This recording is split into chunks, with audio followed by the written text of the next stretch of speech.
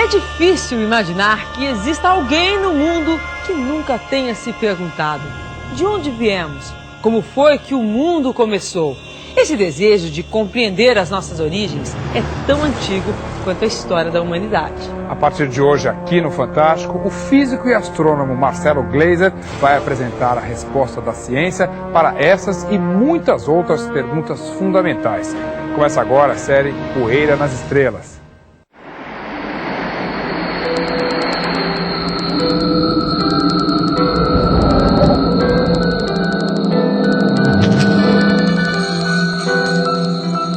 Pelos 4 cantos do mundo, todas as culturas já tentaram de alguma forma explicar o início de tudo, a origem do universo.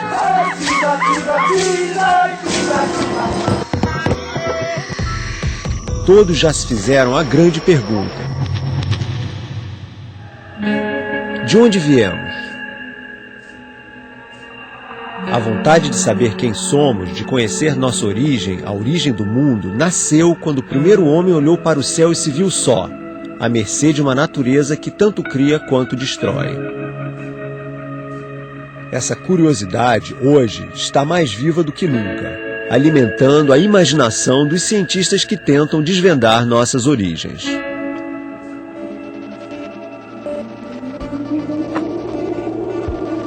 Estamos no sítio arqueológico de Stonehenge, interior da Inglaterra. Um conjunto de pedras de até 40 toneladas cada uma, dispostas em forma de círculo. A construção de Stonehenge foi um feito extraordinário para o ser humano.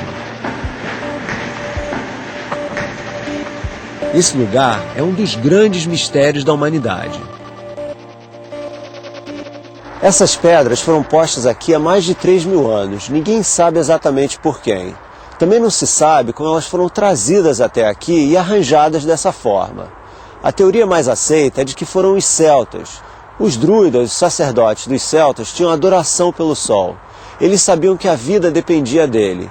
Sabiam também que o movimento do sol pelos céus determinava a época da colheita, a época do plantio, a chegada das chuvas e a chegada do inverno.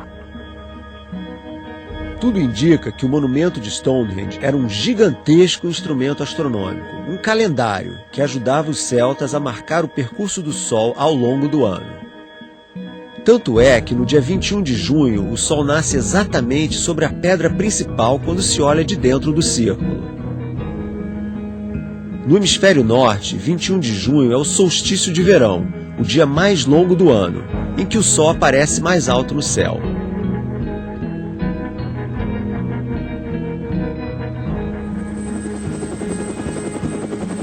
Também se acredita que os druidas celtas que viveram nessa região milhares de anos atrás usavam o monumento como palco de celebrações. Até hoje, todo dia 21 de junho, muitas pessoas fantasiadas de druida aparecem por aqui para festejar, nem sempre de forma pacífica. Os druidas de Stonehenge, os do passado, também se perguntavam como surgiu o mundo. Também se fizeram a grande pergunta e encontraram a explicação deles para a origem do universo. Os druidas acreditavam que o mundo foi criado por deuses, que será destruído por eles também. Esse é o tipo mais comum de mito de criação. Esse tipo de crença é familiar para nós, do mundo ocidental. A tradição judaico-cristã dá a mesma explicação no Gênesis, o primeiro livro do Antigo Testamento.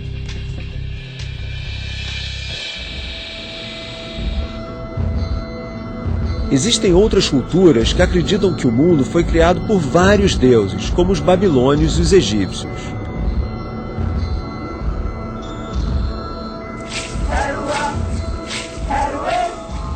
Mas também há quem acredite que ninguém criou o mundo. O universo teria vindo do nada.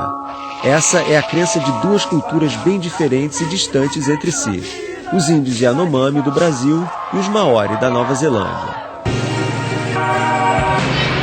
E existem ainda aqueles que acreditam que o universo surgiu espontaneamente, sem a ação de um deus ou deuses. Segundo esse mito, o mundo veio do caos.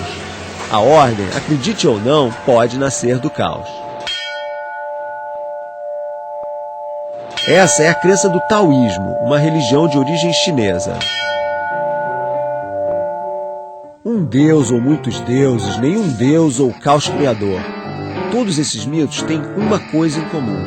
O universo surgiu em algum instante no passado. E foi nesse instante que nasceu o tempo. O relógio começou a bater ali, naquele momento.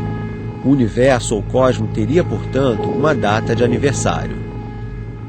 A ciência moderna manteve a tradição de nossos antepassados e procurou por respostas para a mesma pergunta.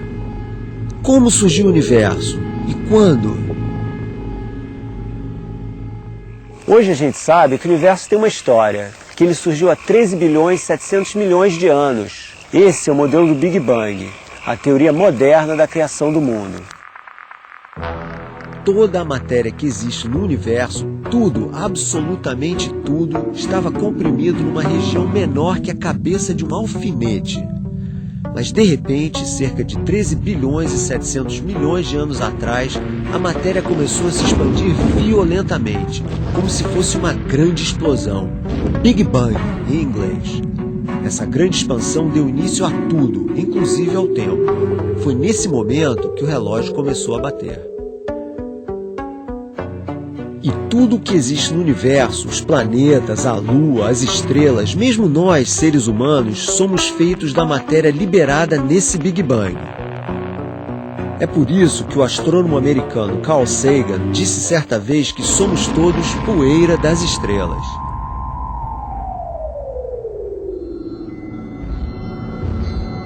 Ao longo da nossa série, vamos entender como os cientistas conseguiram elaborar a teoria do Big Bang.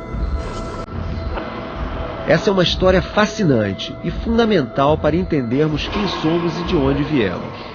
Mas para a gente entender isso, a gente tem que começar do começo da ciência. O incrível é que nós, criaturas minúsculas nesse planeta perdido numa galáxia, em meio a bilhões de tantas outras, podemos explicar tanto sobre o universo.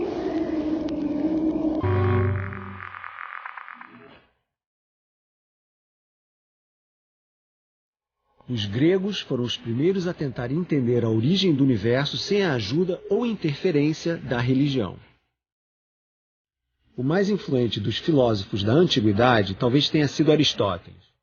Ele viveu em Atenas em torno do ano 340 a.C., cerca de 100 anos após a construção do Partenon, o mais famoso templo grego que existe até hoje.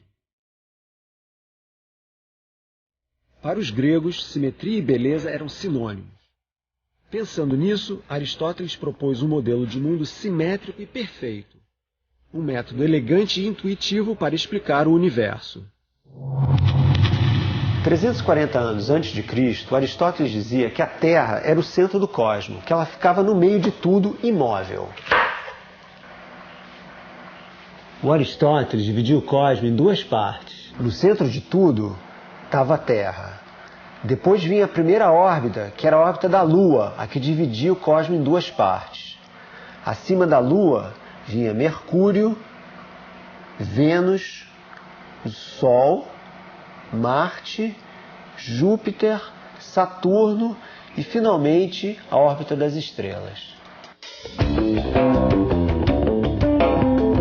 Segundo Aristóteles, a Lua, os planetas e as estrelas seriam feitos de uma substância misteriosa, imutável, que ele chamou de éter ou quintessência.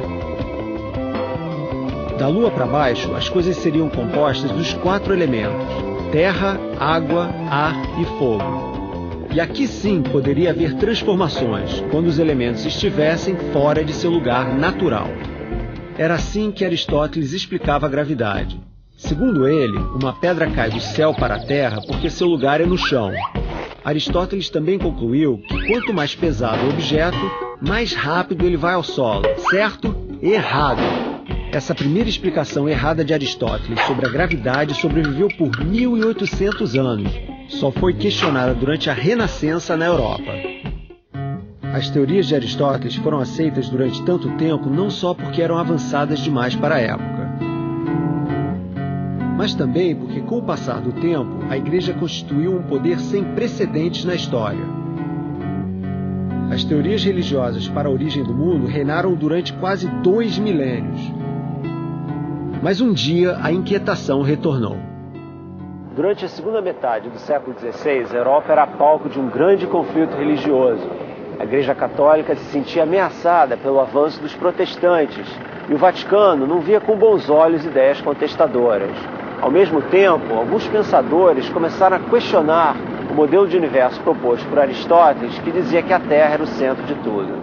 A situação era bastante explosiva. O primeiro desses pensadores a duvidar das ideias de Aristóteles foi Nicolau Copérnico, nascido na Polônia. 100 anos antes da invenção do telescópio, Copérnico teve a coragem de afirmar que não era o Sol que girava em torno da Terra, mas o contrário. A Terra é quem gira em torno do Sol. Ele morreu em 1543, sem saber do impacto que suas ideias provocariam em tempos tão turbulentos. A ousadia de Copérnico foi contagiante.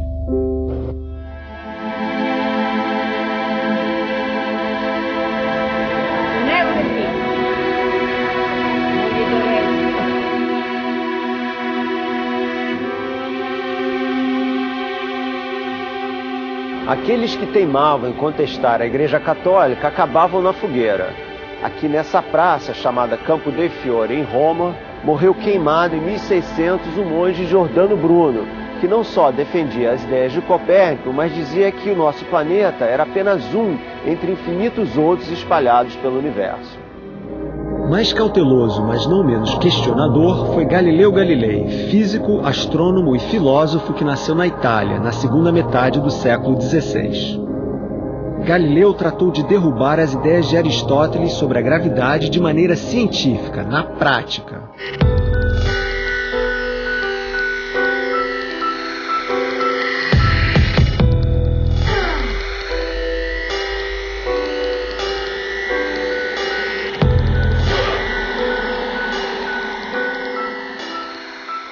Torre de Pisa. Nesse local, a ciência começou a ver para crer. Diz a história que em 1590, Galileu fez uma experiência aberta ao público para demonstrar que Aristóteles estava errado, que o peso de um objeto não tem nada a ver com a velocidade da queda. Para isso, veio até o alto da belíssima Torre de Pisa, que continua inclinada, mas não está mais caindo. Com argumentos práticos, Galileu demoliu os conceitos do velho filósofo grego. Segundo Aristóteles, se eu jogasse daqui de cima uma formiguinha e um elefante, o elefante cairia muito mais rápido. Os gregos antigos não faziam experimentos para testar suas ideias. E essa é a marca da ciência. Ideias devem ser sempre testadas antes para serem aceitas depois. Galileu foi o pioneiro do que se conhece hoje como método científico. Ver para crer, em vez de crer para ver. Daqui do alto da Torre de Pisa, Galileu jogou 2 pesos diferentes ao mesmo tempo e os 2 chegaram juntos ao chão. O fato é que objetos de pesos diferentes caem ao mesmo tempo. Galileu não sabia explicar exatamente por que isso acontecia. O conceito de gravidade só surgiu anos mais tarde.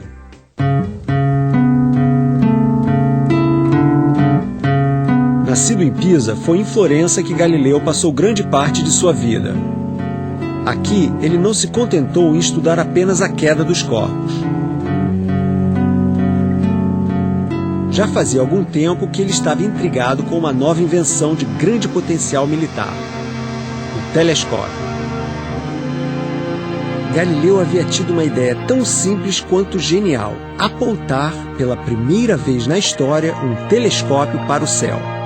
O que ele viu foi um cosmo muito diferente daquele de Aristóteles. A nossa luz e suas crateras, o planeta Júpiter e suas luas, os anéis de Saturno. Um cosmo que tinha muito mais a ver com o modelo de Copérnico, com o Sol no centro e a Terra girando à sua volta, do que com o cosmo antiquado de Aristóteles. O problema de Galileu era que a Igreja Católica defendia o modelo aristotélico, em que a Terra era o centro de tudo. Galileu, devido à sua insistência de que o Sol era o centro do sistema solar, acabou tendo sérios problemas com a Igreja.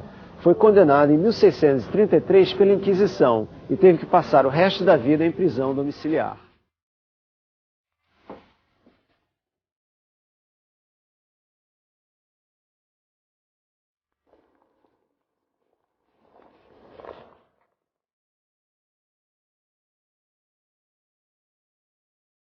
Para não acabar na fogueira como Giordano Bruno, Galileu abjurou. Oficialmente, desmentiu as ideias que ele mesmo propôs.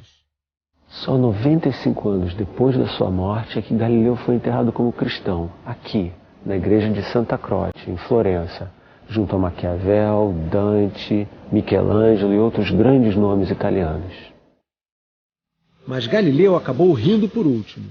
Sua obra espalhou-se pela Europa, acelerando a revolução científica que deixou Aristóteles para trás. A Igreja Católica só retratou-se em 1992, quando o Papa João Paulo II lamentou o tratamento dispensado ao grande astrônomo italiano. Galileu passou seus últimos anos morando aqui, nessas colinas, em Florença. Ele não foi o inventor do telescópio, mas foi o primeiro a ter a ideia de apontar um para os céus. E o que ele viu mudou para sempre a nossa concepção do universo. Praga, a bela capital da República Tcheca. Contra todas as expectativas, aqui aconteceu um encontro que mudou a história da astronomia. Duas cabeças que pensavam de maneira bem diferente acabaram provando que o modelo do cosmos proposto por Copérnico estava certo. Não é o Sol que gira em torno da Terra, e sim o contrário. Em 1600, o maior astrônomo da Europa, um príncipe dinamarquês, convidou um jovem alemão brilhante para ser seu assistente. O príncipe queria a ajuda dele para provar de uma vez por todas que a Terra era o centro do cosmos. Mas como vocês vão ver, essa história tem um fim muito diferente.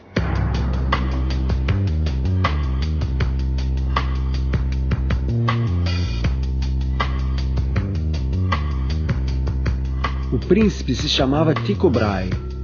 Ele ocupava o cargo de astrônomo imperial aqui, no castelo de Benátky, nos arredores de Praga.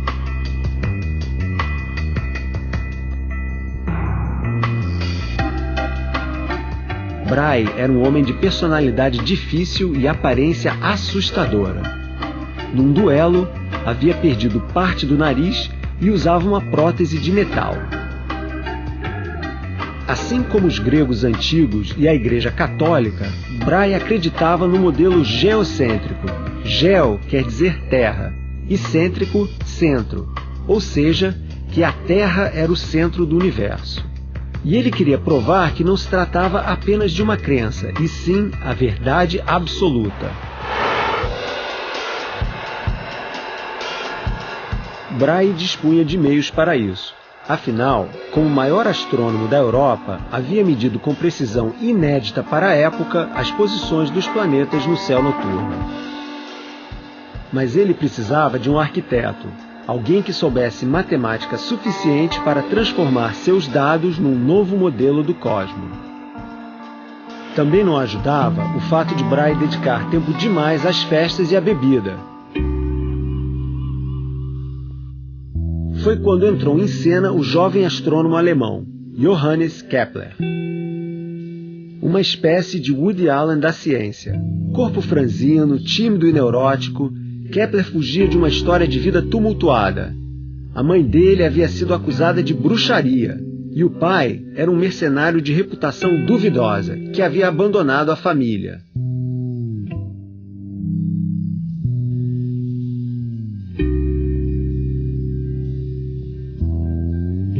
Numa Europa dividida por conflitos entre católicos e protestantes, Kepler havia sido expulso da cidade onde morava na Áustria.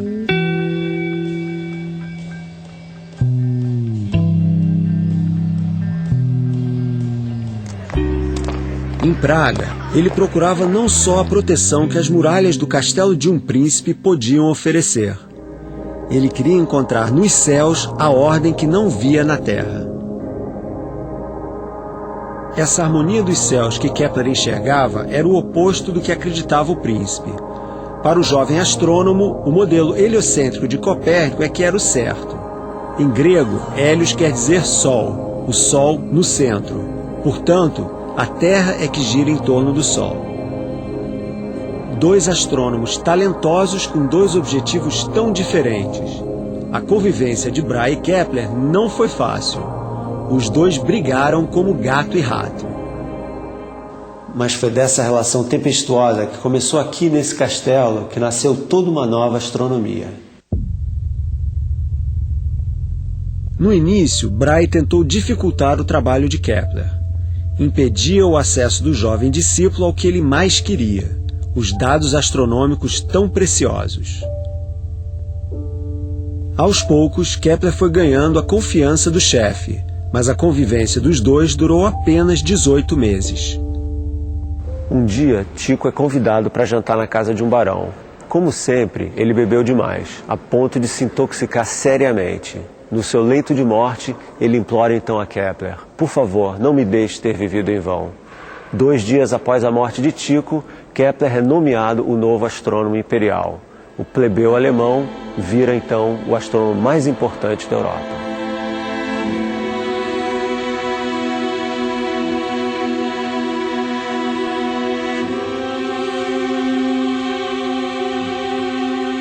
Na igreja de Tin, no centro de Praga, está enterrado Tycho Brahe.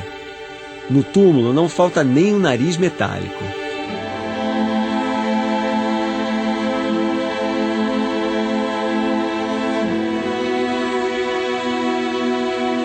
Nos anos seguintes, início do século XVII, Kepler honra o pedido feito por Brahe em seu leito de morte. Ele usa os dados astronômicos do príncipe com brilhantismo e finalmente desvenda o mistério das órbitas dos planetas em torno do Sol.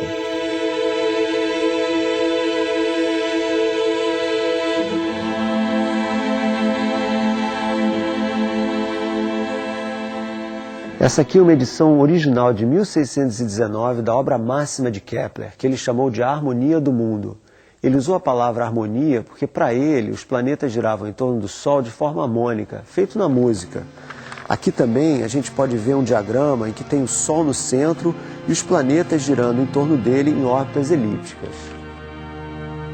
Quase 100 anos depois de iniciada uma revolução na astronomia, Kepler levava o trabalho de Copérnico a um novo patamar, descrevendo com precisão o balé dos planetas em torno do Sol. Eles não giravam em círculos, e sim em elipses, órbitas ovais precisas. O trabalho de Kepler é corajoso e pioneiro não só por mostrar que Copérnico estava certo ao afirmar que o Sol era o centro do sistema solar, mas também por ele ter sido o primeiro a sugerir que uma força vinda do Sol era responsável pelo movimento dos planetas, algo que o Newton mais tarde foi usar. É por isso que Kepler é considerado o primeiro astrofísico, o primeiro a trazer a física para a astronomia. E é por isso também que ele é, para mim, um dos personagens mais importantes na história da ciência. Brahe e Kepler, assim como o italiano Galileu Galilei, foram gigantes da ciência. Décadas depois, um gênio inglês de temperamento difícil chegaria para promover uma revolução definitiva na astronomia. Ele resumiu numa frase a importância dos mestres Kepler, Brahe, Galileu e tantos outros. Se enxerguei mais longe, foi porque me apoiei sobre os ombros de gigantes. Trinity College, uma das muitas faculdades que integram a Universidade de Cambridge, na Inglaterra. Aqui, em 1661, chegou um estudante de 19 anos com um raro talento para matemática chamado Isaac Newton. Assim como Kepler, Newton vinha de uma história familiar complicada. Ele nasceu prematuro, órfão de pai e foi abandonado pela mãe quando tinha 3 anos. Ele jamais se casou e muitos biógrafos afirmam que Newton morreu virgem.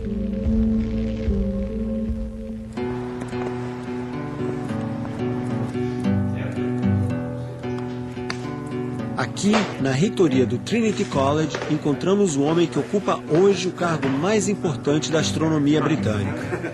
Sir Martin Rees, o astrônomo real. As a personality, he was extremely unattractive. Sir Martin nos conta que Newton tinha uma personalidade nada cativante. Era uma figura solitária, vingativa e reagia mal às críticas, principalmente quando vinham de outros cientistas. Mas ele não mede palavras na hora de definir o lugar de Newton entre as grandes cabeças da humanidade. Newton, I think, was really the greatest scientific intellect. Na minha opinião, diz ele, Newton foi o grande intelectual da ciência nos últimos 1000 anos.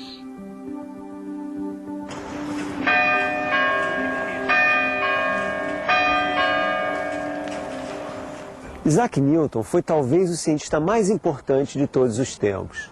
O interessante é que ele nasceu no mesmo ano da morte de Galileu. Foi como se um tivesse passado a coroa para o outro. O grande mérito do Newton foi ter explicado a física do nosso dia a dia. Para ele, tudo no universo era uma consequência de ação de forças. Você é capaz de já ter ouvido falar na história de que uma maçã caiu na cabeça de Newton enquanto ele tirava um cochilo debaixo de uma árvore. Se a história é verdadeira, não importa. O fato é que Newton concluiu que se a maçã cai no chão é porque existe algo que a puxa para baixo, uma força.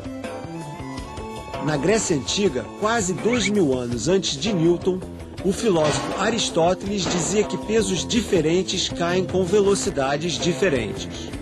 Segundo esse raciocínio errado, uma maçã pequena cairia mais devagar que uma maçã grande.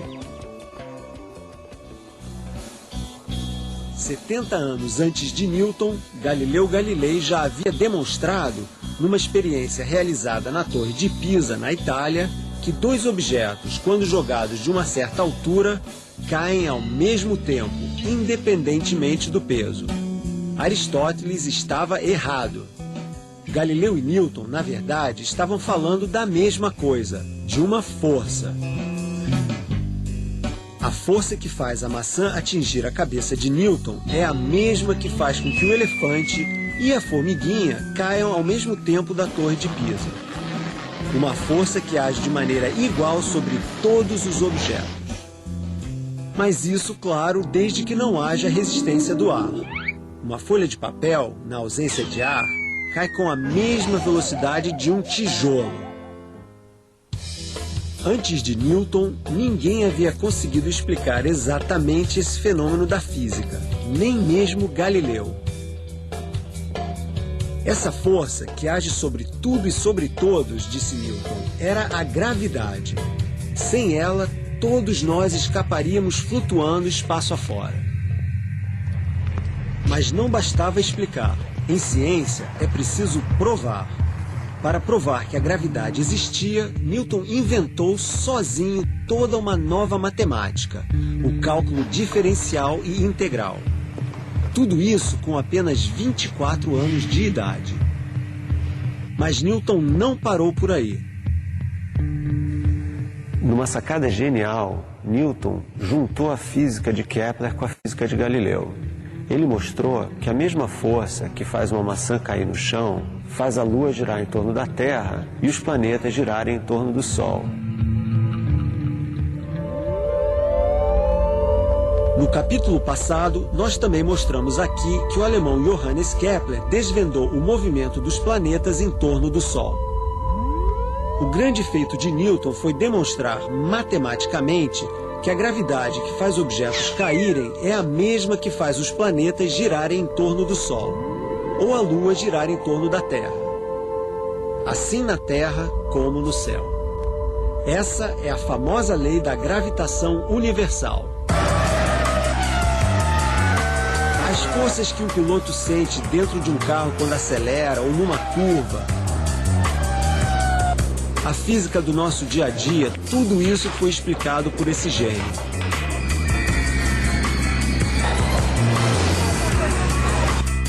Depois de Newton, um cientista não podia mais se limitar a descrever um fenômeno da natureza. Era preciso explicá-lo matematicamente e confirmá-lo por meio de uma experiência. Esse foi o início da Idade da Razão, o Iluminismo. Não foi à toa que o poeta inglês Alexander Pope escreveu: A natureza e suas leis escondiam-se na escuridão. Deus disse: faça-se Newton, e tudo se iluminou.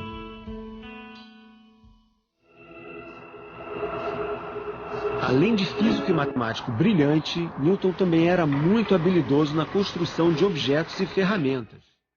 O telescópio, invenção do início daquele século XVII, se tornou muito mais potente graças às inovações propostas por ele.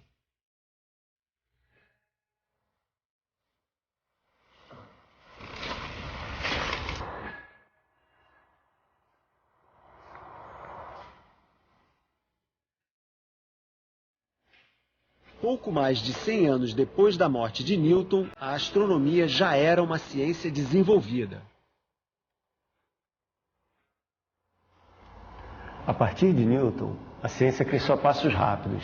Ideias e instrumentos cada vez mais sofisticados foram desenvolvidos, permitindo que cientistas vislumbrassem o universo que Galileu, Kepler, Copérnico ou Newton jamais poderiam ter imaginado.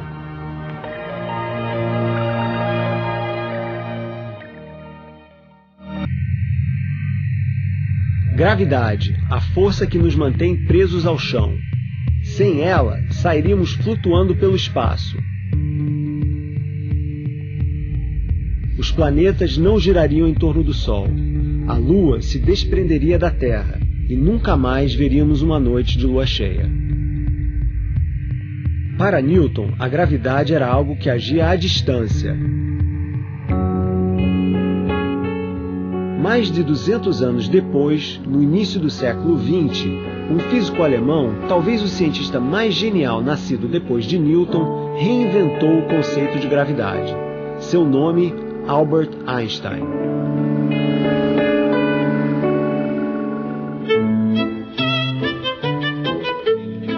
A imagem mais famosa de Einstein, a foto com a língua de fora, foi uma tentativa do cientista de atrapalhar o trabalho dos fotógrafos que o perseguiam no dia do seu aniversário. Einstein achou que se mostrasse a língua, os jornais deixariam de publicar a foto. Nunca um gênio se enganou tanto. Nascia ali uma das imagens mais marcantes do século XX. A grande obra de Einstein é a teoria da relatividade. Quando pediram uma explicação simples sobre o assunto, ele se saiu com essa: se um homem senta ao lado de uma moça bonita, 1 hora se passa como se fosse 1 minuto. Mas se o homem se senta sobre um forno quente, 1 minuto parece 1 hora. Isso é relatividade. Claro que a teoria da relatividade é muito mais complicada. Nela, Einstein propôs uma nova maneira de se pensar sobre o espaço, sobre o tempo e sobre a gravidade. Para ele, a gravidade é resultado da curvatura do espaço provocada pela massa dos corpos. A ideia básica é simples. Imagine uma cama elástica. Sem a presença de um corpo com massa, a cama elástica não se curva. Mas quando alguém pula na cama elástica, ela afunda. E quanto mais pesada for a pessoa, maior será a curvatura. Em outras palavras, era essa a nova explicação da gravidade. Mas em ciência não adianta só explicar. Era preciso provar essa nova teoria. E de todos os lugares do mundo, essa prova veio da cidade de Sobral, no Ceará. Veja por quê. Imagine que o espaço é a nossa cama elástica. Da mesma forma que ela se curva, o espaço que enxergamos daqui da Terra se curva por causa da tremenda massa do Sol.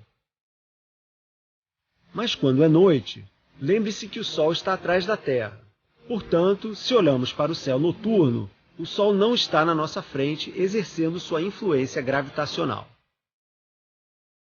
Então, se olhamos para o céu à noite e vemos uma estrela bem distante num ponto fixo, o Sol não está no meio do caminho da estrela para encurvar o espaço que enxergamos.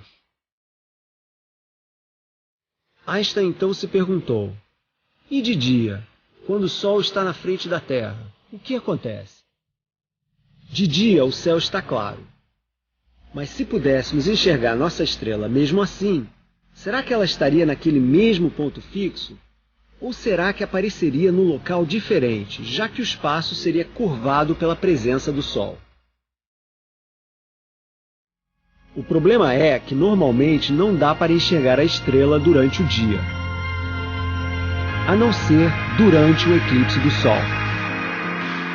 Um eclipse, para quem não sabe, é quando a Lua se coloca exatamente entre o Sol e a Terra, transformando por alguns minutos o dia em noite. Em novembro de 1919, astrônomos observaram um eclipse total do Sol em Sobral, no Ceará, e encontraram a prova definitiva. A estrela aparecia no local ligeiramente diferente, ou seja, o espaço realmente se curvava na presença de um objeto com massa, o Sol.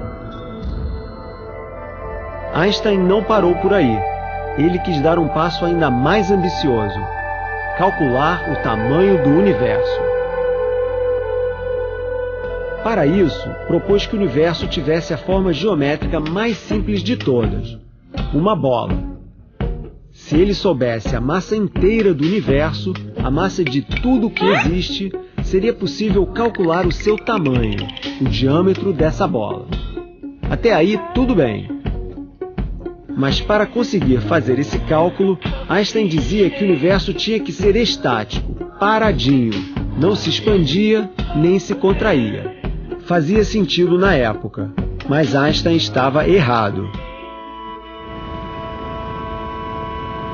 O que importa para a ciência é que esse erro de Einstein abriu caminho para a grande descoberta. Estamos em Mount Wilson, um observatório nas montanhas da Califórnia, perto de Los Angeles, Estados Unidos. Em 1929, um astrônomo americano demonstrou que o Einstein estava errado, que o universo não é estático, que ele está em expansão, crescendo cada vez mais. Esse astrônomo se chamava Edwin Hubble. Essa é uma das descobertas científicas mais importantes de todos os tempos. E ela só foi possível graças a esse telescópio aqui.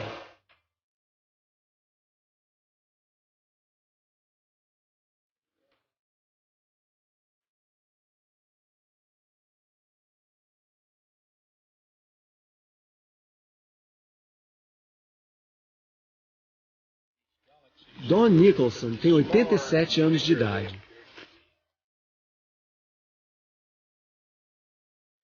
Seu pai foi um dos astrônomos responsáveis pela construção do observatório.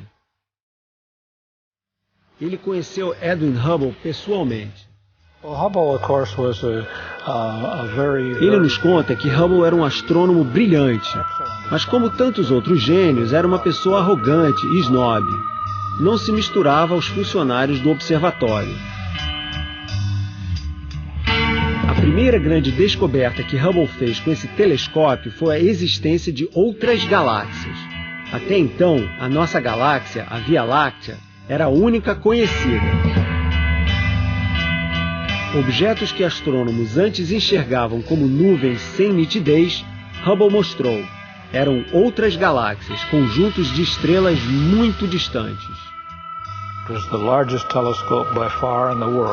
Don Nicholson lembra que tudo isso só foi possível porque esse era o maior telescópio do mundo e permaneceu em primeiro lugar até 1948. Mas o melhor ainda estava por vir. A segunda descoberta de Hubble foi a que realmente abalou a comunidade científica.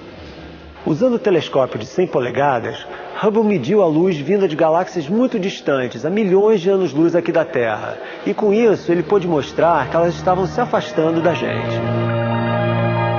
O impacto dessa descoberta foi profundo por um motivo simples. Se as galáxias estão se afastando cada vez mais, isso significa que no passado elas estiveram mais próximas umas das outras. E mais, num passado muito distante, elas estiveram tão próximas que se concentravam num único ponto. Um ponto menor do que a cabeça de um alfinete. Ou seja, a descoberta de Edwin Hubble simplesmente abriu caminho para a teoria do Big Bang. Segundo essa teoria, o universo começou numa grande explosão, Big Bang em inglês. E tudo que existe no universo, tudo, absolutamente tudo, se originou desse momento no passado.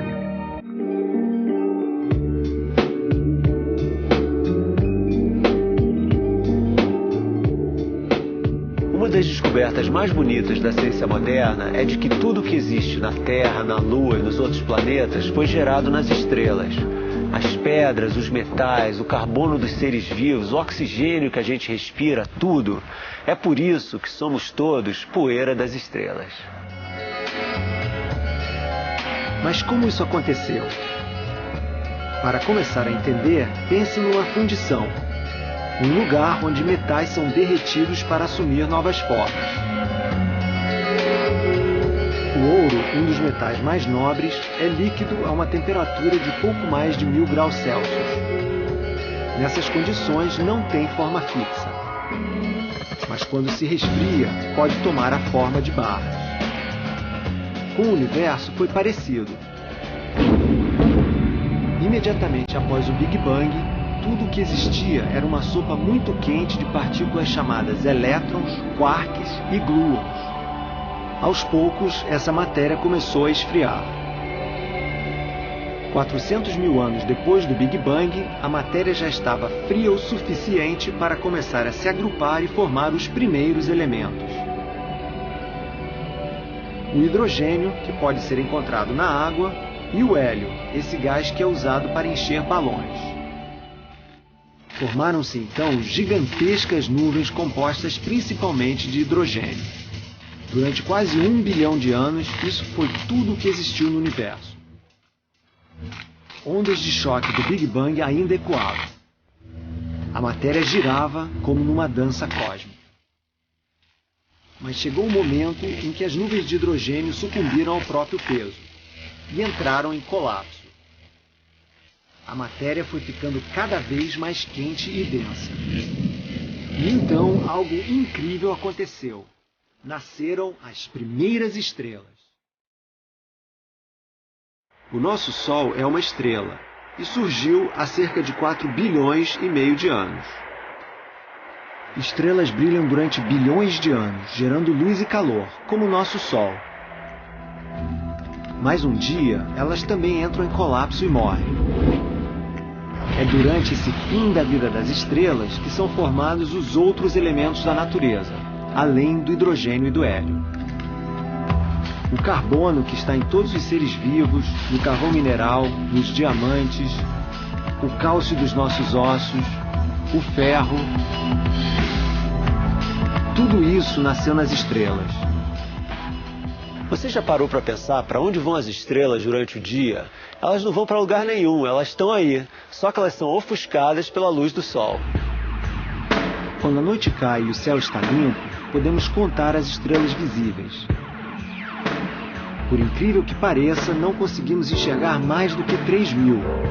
Mas para se ter uma ideia de como o universo é grande, só na nossa galáxia, a Via Láctea, existem pelo menos 200 bilhões de estrelas. E em todo o universo conhecido pelo homem, existem 70 sextilhões de estrelas. Ou seja, 7 seguido de 22 zeros. Se lembrarmos que todas as estrelas visíveis no céu não passam de 3.000, podemos ter uma ideia da imensidão do universo. O Sol é para nós a estrela mais importante do universo. Sem a luz e o calor do Sol, nós simplesmente não existiríamos. Estrelas como o Sol têm brilho próprio. Planetas como a Terra e corpos celestes como a Lua apenas refletem a sua luz. Mas de onde estrelas tiram sua energia? Como elas se mantêm acesas, brilhando intensamente, emitindo luz e calor? No interior de toda a estrela existe uma imensa fornalha que funde o hidrogênio a uma temperatura que chega a 15 milhões de graus. É daí que as estrelas tiram o seu brilho. O mais próximo que o ser humano já chegou de produzir energia parecida foi com a detonação de uma arma de destruição em massa.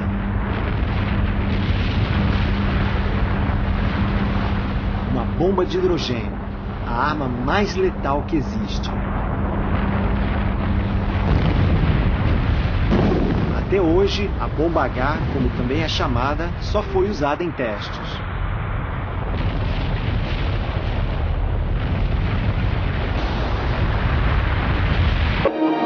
Cerca de 4 bilhões e meio de anos atrás, ao mesmo tempo em que surgiu o Sol, formaram-se os planetas do nosso sistema solar, como a Terra. Mas a Terra naquele tempo era bem diferente do que estamos acostumados a ver hoje.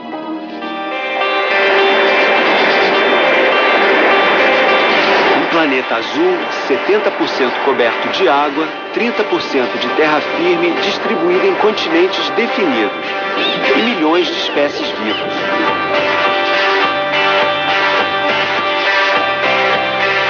Muito tempo atrás, o mundo era o próprio inferno, um planeta ainda em formação. A superfície era toda líquida, não de água, mas de rocha incandescente, e a atmosfera de gases sufocantes. Partes da Terra permanecem desse jeito até hoje.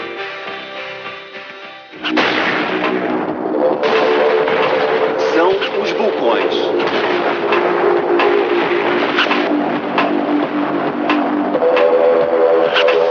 Vulcões ativos nos remetem diretamente à infância da Terra. É como fazer uma viagem ao passado, mais precisamente 4 bilhões e meio de anos atrás, quando a Terra, o Sol e os planetas tinham acabado de nascer.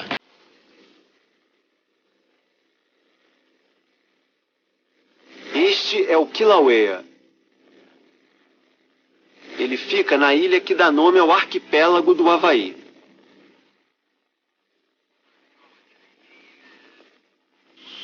Nesta parte da Terra, existem tantos vulcões que a região é chamada de Círculo de Fogo do Pacífico.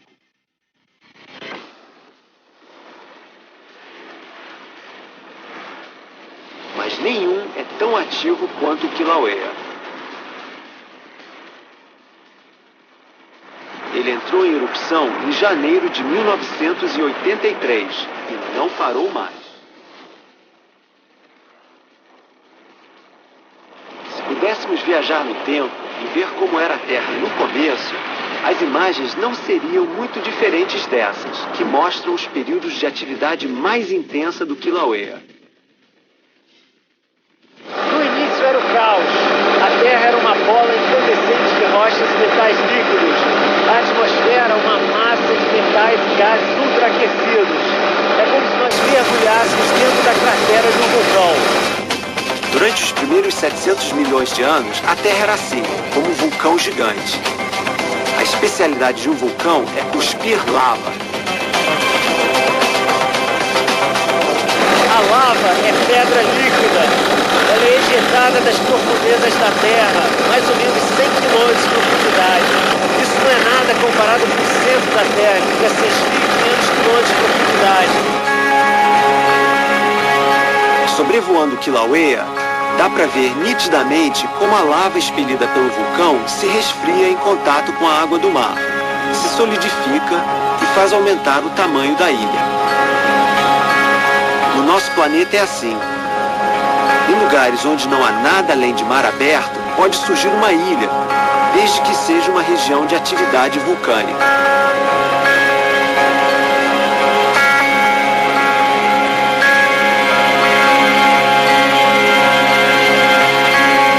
Aos poucos a lava se resfria e fica sólida. O mesmo aconteceu com a superfície do nosso planeta, só que no caso da Terra foram necessários 600 milhões de anos. Quando a temperatura baixou o suficiente, o vapor que circulava pela atmosfera se condensou e virou água líquida. Muito tempo se passou e então, cerca de 200 milhões de anos atrás, a Terra finalmente começou a ficar parecida com o que é hoje. A maior parte da superfície já estava coberta de água, mas havia um único continente, chamado Pangeia. Pangeia, em grego, quer dizer todas as terras juntas.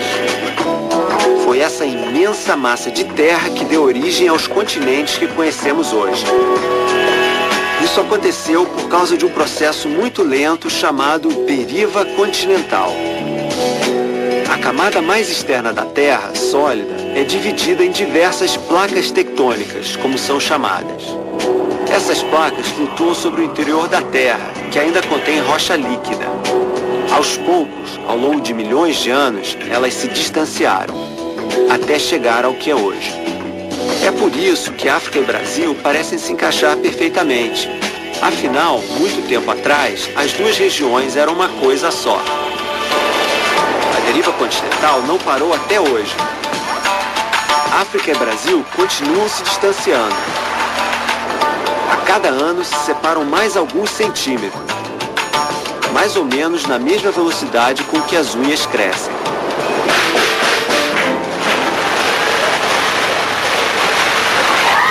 O movimento das placas tectônicas também explica os terremotos. A Terra treme quando as placas resvalam umas nas outras. O movimento é causado pelo calor no interior da Terra e pelo acúmulo de gases. Nos dias de hoje, a maioria dos vulcões se localiza ao longo do encontro das placas, regiões que são chamadas de falhas. É por isso que o Brasil não tem terremotos ou vulcões. Nosso país está bem longe das falhas geológicas.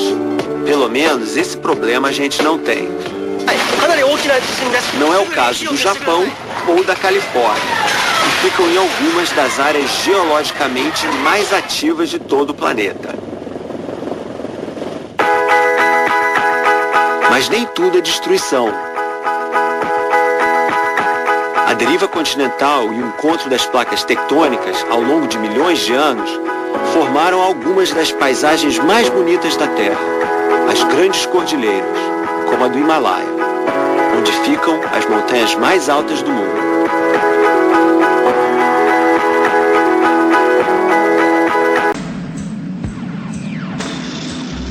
Depois que o primeiro homem foi ao espaço, em 1961, descobrimos algo incrível sobre o nosso planeta.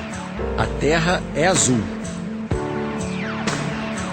Foi o que disse o cosmonauta soviético Yuri Gagarin ao retornar da primeira viagem orbital tripulada. Desde então, essa é a imagem que temos da Terra. Um planeta azul, coberto de nuvens, flutuando calmamente na imensidão do espaço. Mas nem sempre foi assim. Muito tempo atrás, há 4 bilhões e meio de anos, logo depois da formação do Sistema Solar, a Terra vivia sob um intenso bombardeio de asteroides. Rochas de todos os tamanhos caíam constantemente sobre o nosso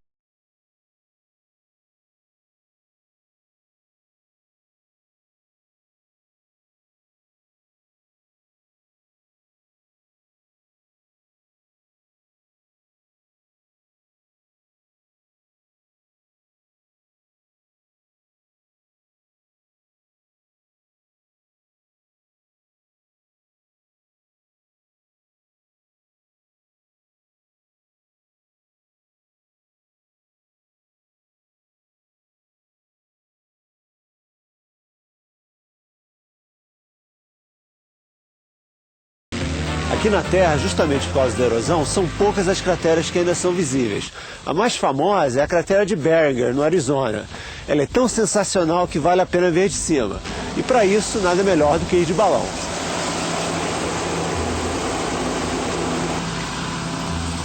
Deixa eu subir, cara.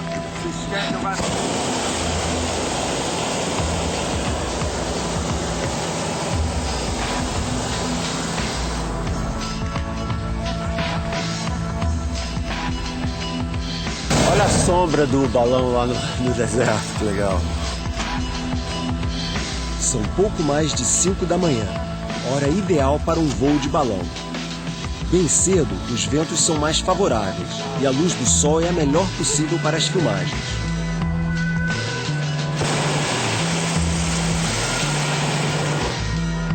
De cima, podemos ver toda a beleza da cratera de Barringer.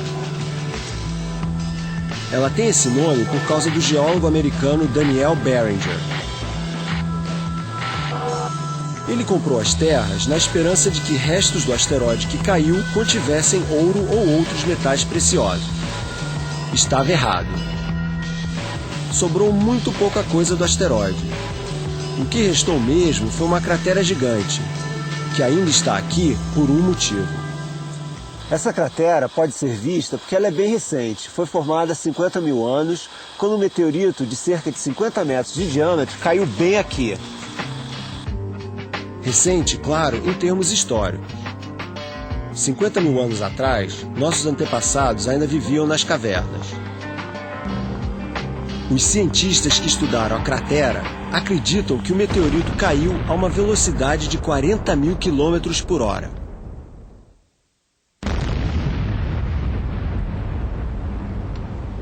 O impacto liberou energia comparável à explosão de uma bomba de hidrogênio, a arma de destruição em massa mais poderosa que existe.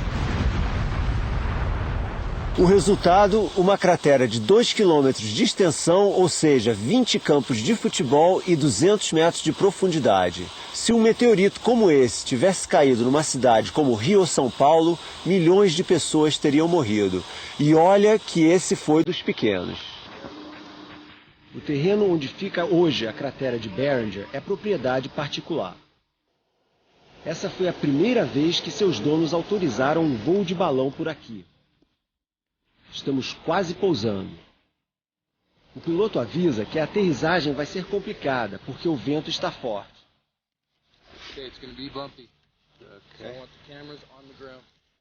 Okay, guys. Hold on, guys. Opa! Nada grave para balonistas de primeira viagem.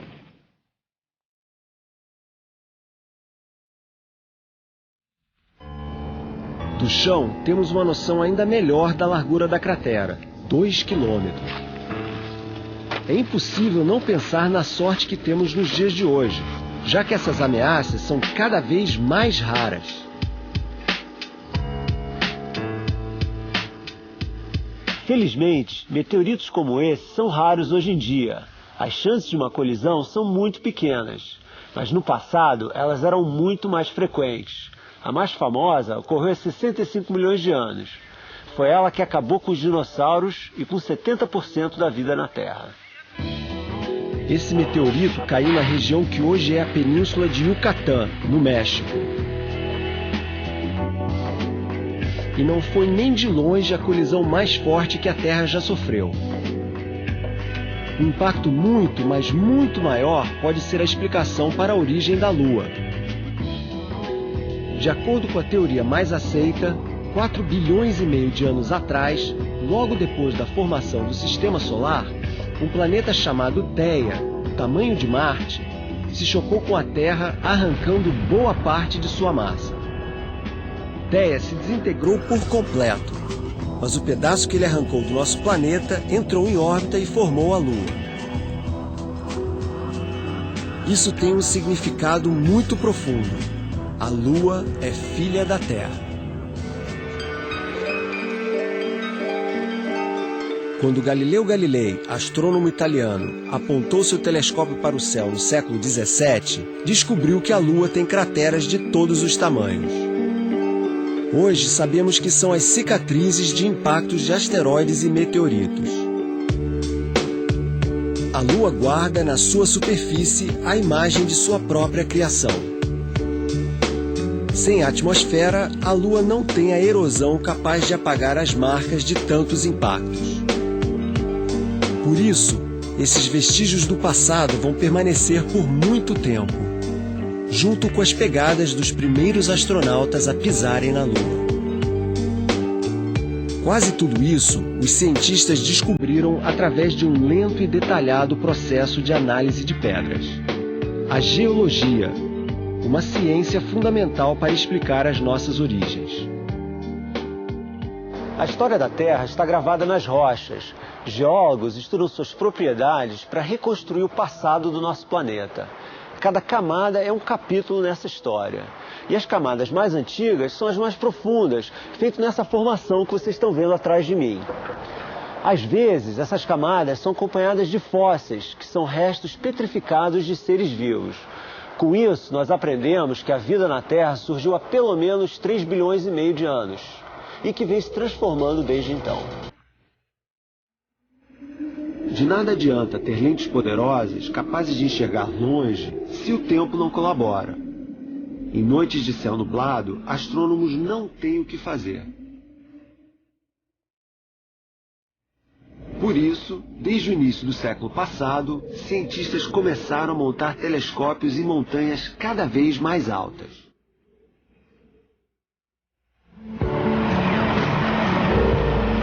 Os maiores observatórios do mundo ficam no topo do Monte Mauna Kea, no Havaí, a 4.200 metros de altitude.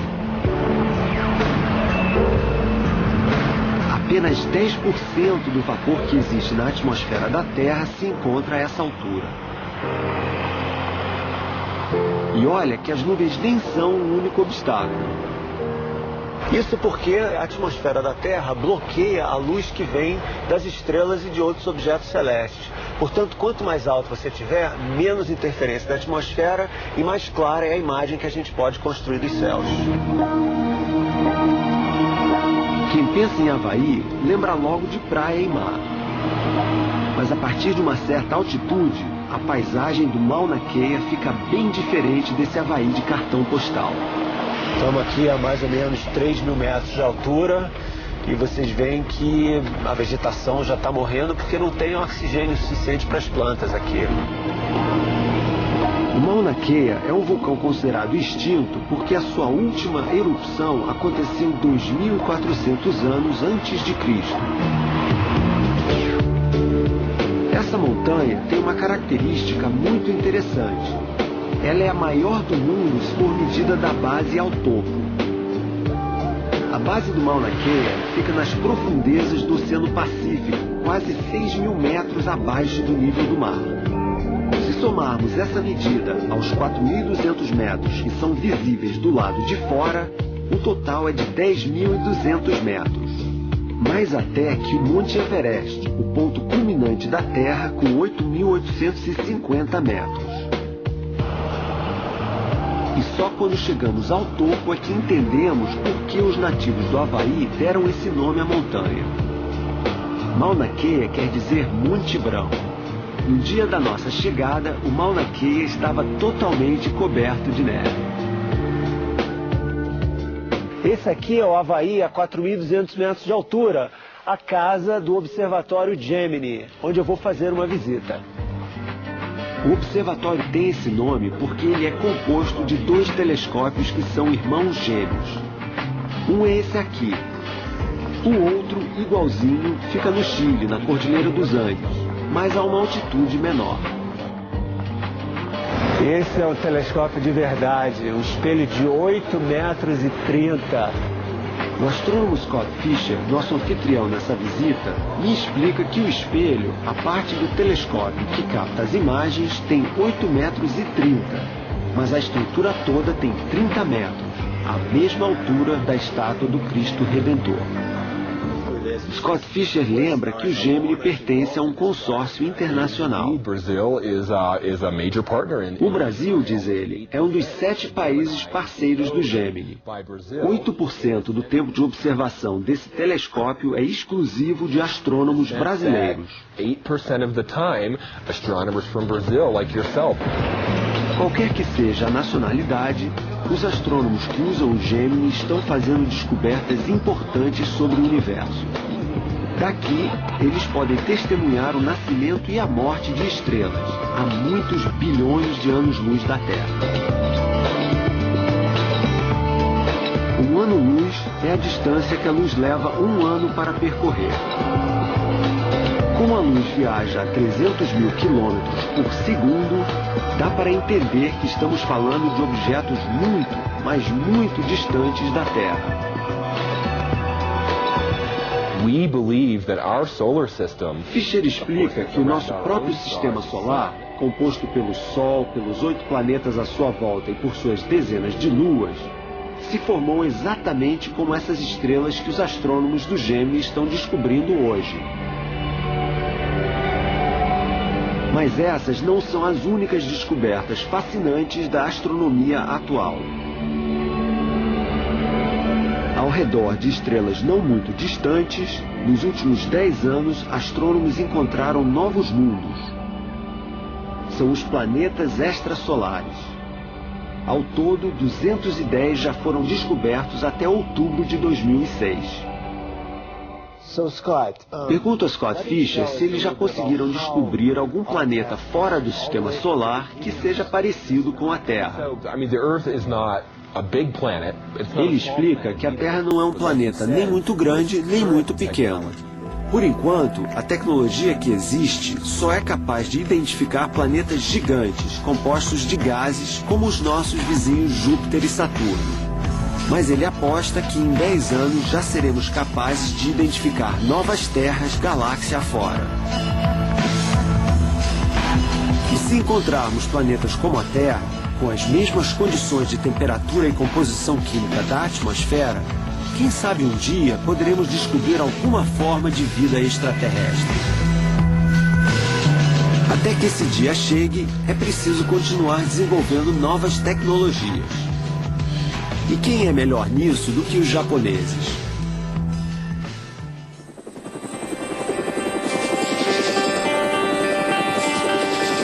Aqui mesmo, no topo do Monte Mauna Kea, no Havaí, visitamos o telescópio japonês Subaru. O maior do mundo, equipado com um espelho feito em uma única peça.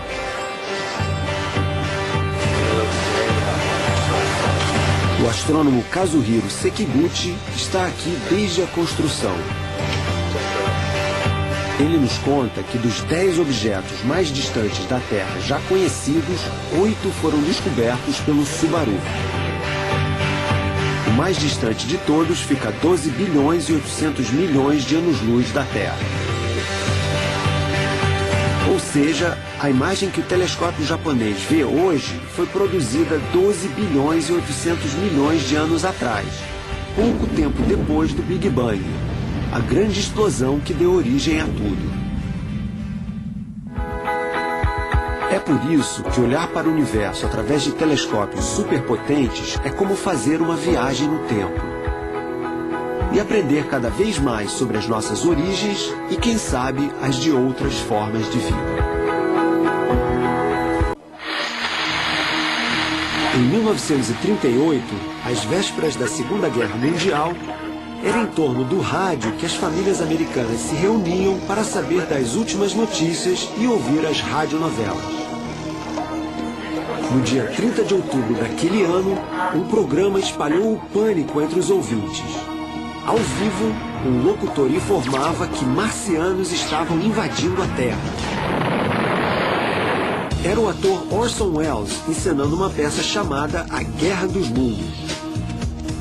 Boa parte dos ouvintes perdeu o início da transmissão, em que Welles avisava se tratar de uma obra de ficção. O episódio serviu para mostrar que o tema vida extraterrestre mexia com a imaginação do público. Hollywood gostou da notícia. Quantos filmes já não foram feitos explorando a possibilidade de vida em Marte, o planeta vermelho? Em geral, uns homenzinhos verdes com péssimas intenções com relação à Terra. Mas deixando Hollywood de lado, existe ou não vida fora da Terra? O que a ciência tem a dizer sobre isso? A verdade é que ninguém sabe. Mas você já reparou numa coisa? Quase todos os seres de outros planetas que vemos na mídia, do ET bonzinho de Steven Spielberg, passando pelo bizarro ET de Varginha, até a autópsia fajuta de um ET que teria sido capturado pelo exército americano, todos eles têm algo em comum. Formas humanoides. 2 olhos, um nariz logo abaixo e uma boca sob o nariz. Uma coisa que podemos saber com certeza é que se os extraterrestres existirem, eles certamente não serão nem um pouco parecidos com a gente. Quem faz a afirmação é o astrônomo americano Frank Drake, fundador do SETI, o instituto que conduz as principais pesquisas sobre vida inteligente fora da Terra. Segundo Drake, a sequência de eventos que ocorreu ao longo da evolução da humanidade dificilmente se repetiria em outro planeta. Portanto, é altamente improvável que os ETs tenham a nossa cara. Para entender, pense no seguinte. Quem garante que o ser humano teria dominado a Terra se os dinossauros não tivessem sido extintos 65 milhões de anos atrás? E se os dinossauros ainda fossem os donos do mundo e tivessem desenvolvido inteligência como nós, que aparência teriam os ETs do cinema deles? Teriam cara de répteis, claro, e não de humanoides. Frank Drake é categórico. Assim como não existe qualquer evidência de vida em outros planetas, também não há nada que prove que ETs já tenham visitado a Terra. Ele diz que já examinou inúmeros relatos de observações de objetos voadores, já conversou com pessoas que afirmam ter sido capturadas por ETs e que nenhuma dessas histórias faz sentido. Uma análise mais apurada das evidências sempre termina por derrubar as hipóteses, diz ele. The stories simply fall apart. O que não quer dizer que Frank Drake não acredite na possibilidade de vida extraterrestre. Mas ele não faz a menor questão de descobrir como é a cara dos ETs. Para ele, basta receber um sinal de rádio, um chamado. Afinal, nós mesmos já fizemos nosso contato. Desde a invenção do rádio e da TV, nossas transmissões estão se propagando pelo espaço.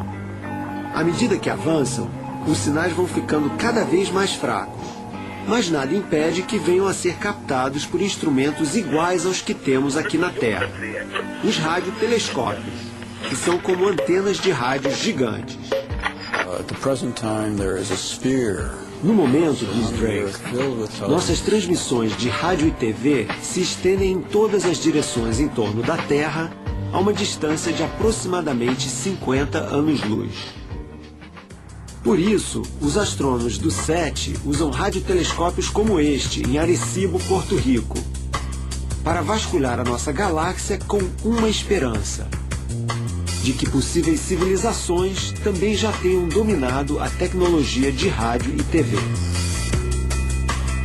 Até hoje, nada foi encontrado, mas eles continuam tentando.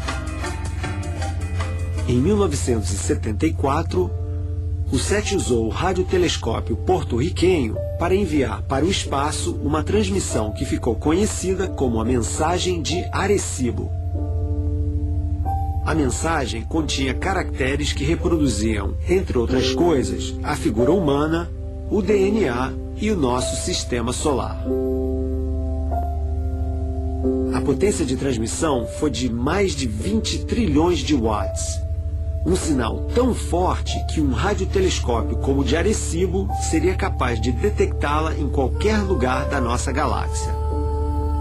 Mas até hoje não tivemos resposta. Nem fomos visitados por extraterrestres. E por quê? O físico inglês Stephen Hawking escreveu certa vez que civilizações tendem a se autodestruir antes de atingir o grau de desenvolvimento tecnológico necessário para se fazer uma viagem interestelar. Nós mesmos mal somos capazes de viajar até a Lua. Mas já temos tecnologia suficiente para destruir o nosso planeta milhares de vezes. Por isso, a maior chance que temos de descobrir vida fora da Terra talvez esteja bem perto de nós. Mas nada de vida inteligente. E sim, micro-organismos. Pequenas bactérias, como as que um dia foram as únicas habitantes do nosso mundo. Essa é a missão de uma ciência nova chamada astrobiologia. Na Universidade da Califórnia, em San Diego, me encontro com Jeffrey Bader, astrobiólogo que está participando da construção de uma sonda que vai ser enviada a Marte em 2011. Ele diz que 2 ingredientes são indispensáveis para a vida: água e compostos orgânicos. Tudo indica que Marte já teve muita água, 4 bilhões de anos atrás. Mas até hoje, não conseguimos provar conclusivamente que já houve matéria orgânica por lá.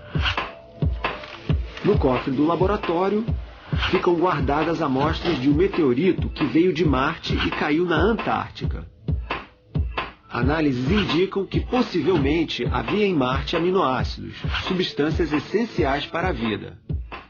mas não há prova de que um dia já houve qualquer forma de vida por lá. O outro lugar próximo que tem alguma chance de abrigar vida é a Europa, uma das muitas luas do planeta Júpiter. Sua superfície é coberta de gelo, e tudo indica que por baixo desse gelo existam oceanos de água líquida, e com água é metade do caminho andado. Não deixa de ser intrigante pensar que no início do século XVII, quando Galileu se tornou o primeiro homem a apontar um telescópio para o céu, uma de suas primeiras descobertas foi justamente Europa. Quem diria, logo da primeira vez que voltamos nossas lentes para o infinito do espaço, fomos encontrar um local capaz de dar origem à vida. Nessa viagem de quase 14 bilhões de anos, encontramos respostas para muitas perguntas.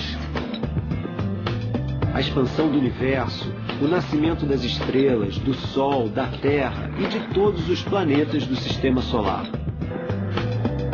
Exploramos também o que a ciência tem a dizer sobre a origem da vida na Terra e talvez até em outros planetas. Aprendemos que é a nossa curiosidade que nos permite explorar o desconhecido, que é perguntando que podemos criar conhecimento. E aprendemos que somos poeira das estrelas, habitantes de um cosmos sempre em transformação. Tudo indica que a vida seja rara. É por isso que temos o dever de preservar o nosso planeta, a nossa casa nesse vasto universo.